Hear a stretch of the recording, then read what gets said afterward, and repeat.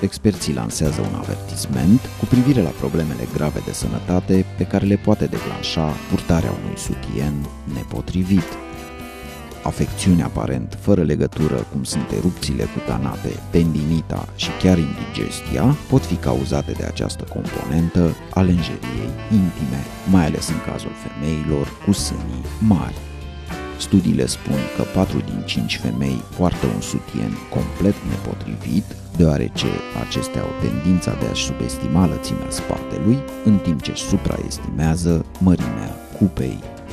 Lorna Mills, un chiropractician din Oldham, declară: femeile vin la clinica mea în mod regulat, cu umerii gârpoviți, curburi anormale ale coloanei, indigestie datorată restricționării diafragmei și a plămânilor, urme de la curele și armături, echimoze pe umeri, toate semnele unui sutien nepotrivit.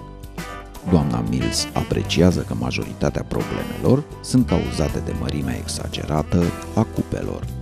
Când bretelele sunt prea mari, astfel încât acestea sunt mereu strânse, umerii sunt trași în jos, curbând coloana și creează tensiuni și disconfort.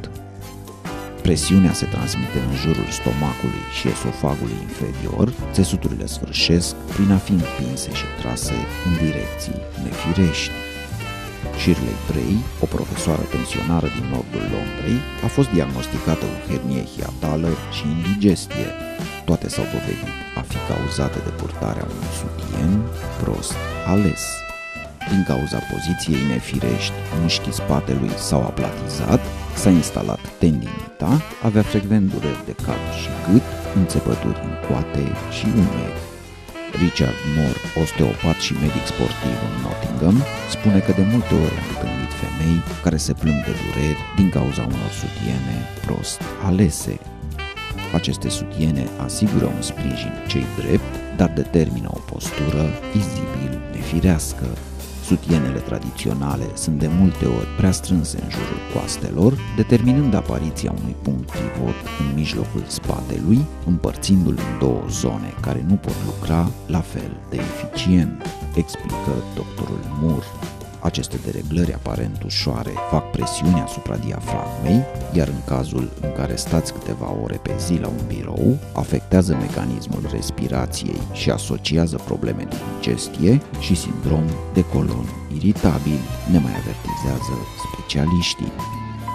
Și până acum nu am vorbit de sutienele speciale, cum le cataloghează specialiștii, pe cele care au menirea de a ridica exagerat bustul, cele cu forme deosebite, jumătăți sau mici părți de cupă.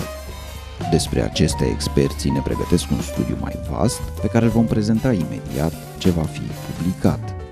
Mai multe colective de cercetători studiază problema și spun că sunt aproape de realizarea unui sutien care să corecteze disfuncțiile produse până acum de suratele lor.